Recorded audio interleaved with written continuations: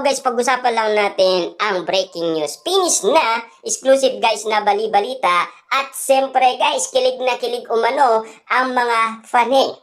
Catherine Bernardo tinamaan sa kantang Nagloko Ka Rin Naman. Grabe nga naman guys, no? Talagang grabe ang ugot na talagang kilig umano ang karamihan. Lalong-lalo na guys, kinagulat yan ni Catherine Bernardo. Ang title ng kantang Nagloko Ka Rin Naman. Siyempre guys, alam naman natin, merong nangyaring iwalayan. Siyempre alam naman natin sa lahat ng ginawa ni Daniel Padilla na napag-usapan patungkol sa pagiging cheater ni Daniel Padilla. Siyempre guys, ang daming napag-usapan. Pero alam naman natin kasi guys, no? Lahat ng mga bali-balita noong 2023 ay pabago-bago na ang mga bali-balita ng mga netizens at mga suswerang kapitbahay. Ang hindi nila nalalaman, November 23, 2023, nagkasama pa si Daniel Padilla at Catherine Bernardo na napaka-sweet nila at napakalambing nila sa isa't isa. Ibig sabihin lang nun guys, yung lambing na yun at sweet nila ay totoo bang nagkaiwalay sila? Na alam naman natin guys, no? Pinag-uusapan ang Katniel na nagkaiwalay starting September 2023.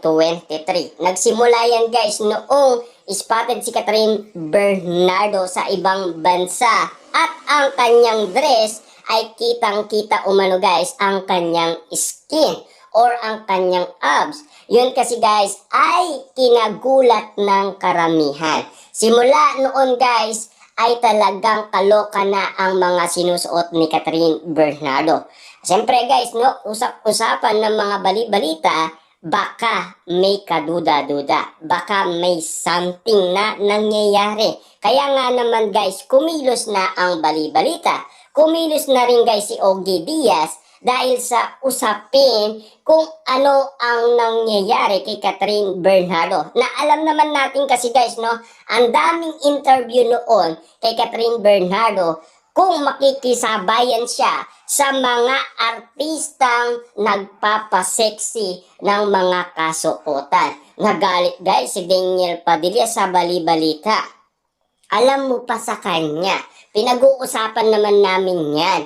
Kapag nagpaalam naman siya, okay naman eh. 'Di ba? Sabi ni Daniel Padilla guys, 'di ba, sa mga reporter na talagang kinakausap si Catherine Bernardo patungkol sa ganong kasuotan. Siyempre guys, alam nila na conservative itong si Daniel Padilla. Kaya nga naman guys, kaduda-duda last 2023. Kaya kumilos na guys ang bali-balita, kumilos na rin ang mga netizens at mga sawsawerang kapitbahay sa mga isyong naririnig natin na breaking news patungkol kay Catherine Bernardo. At lalong-lalo na guys, nabubuksan unti-unti ang bali-balita patungkol kay Gillian Vicencio. Siyempre guys, yung mga screenshot talaga guys ni Gillian Vicencio, yun ang nagpa-epekto ng iwalayan Katniel. At noon guys, pinag-usapan din na si Catherine Bernardo ay nagpaalam umano kay Daniel Padilla papuntang South Korea. Kita nyo naman guys yung respeto at pagmamahal ni Catherine Bernardo na binibigay kay Daniel Padilla.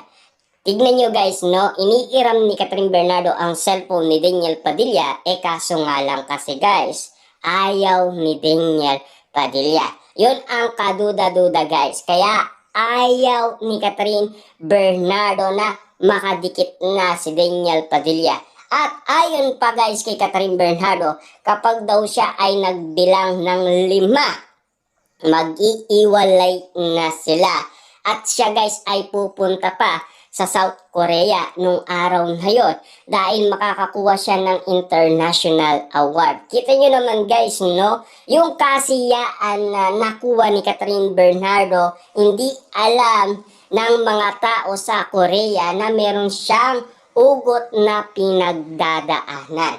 Diba? Na alam naman natin guys, yun ang uling araw na sila ay nag-iwalay. Kasi alam naman natin guys, no, ang bali-balita, kahit makita natin guys na nakangiti si Catherine Bernardo, damang-dama natin guys sa kanyang mga mata ang kalungkutan.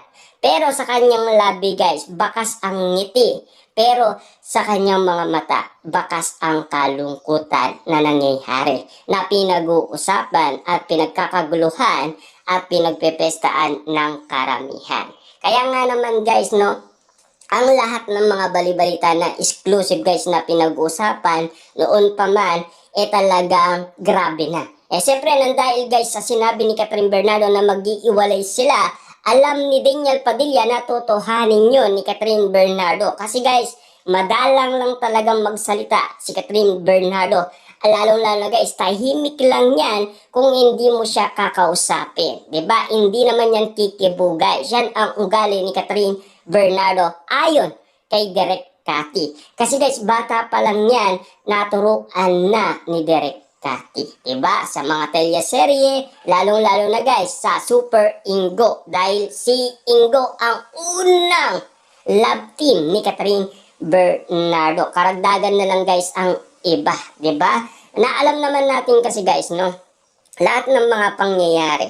Simula naghiwalay sila guys, no? Si Daniel Padilla ay namulat na rin at nalaman niya kasi guys na iwalay na rin si Andrea Brillantes sa kanyang boyfriend na si Richie. Doon na guys kumilo si Daniel Padilla para kausapin si Andrea Brillantes. Yan kasi guys ang mga update. Yan din kasi guys ang mga kumakalat noon sa social media na pinag-uusapan na ayon umano guys, si Daniel Padilla daw madalas sa condominium ni Andrea Brillantes. Nang dahil nga naman kasi guys, merong tao daw na nagsalita na meron daw tao na pabalik-balik sa condominium ni Andrea Brillantes. Nung nalaman ni Andrea Brillantes yan guys na si Daniel Padilla pala ang pumupunta. Dali-dali niyang naunawaan na iwalay na pala si Catherine Bernardo at Daniel Padilla. Siyempre guys, doon na nangyari ang hindi nating inaasahan. Ang daming mga bali-balita patungkol umano guys sa binato sa atin noon ni Sian Gasa. Patungkol umano guys sa condominium, bahay, lalong-lalo na guys sa Spain.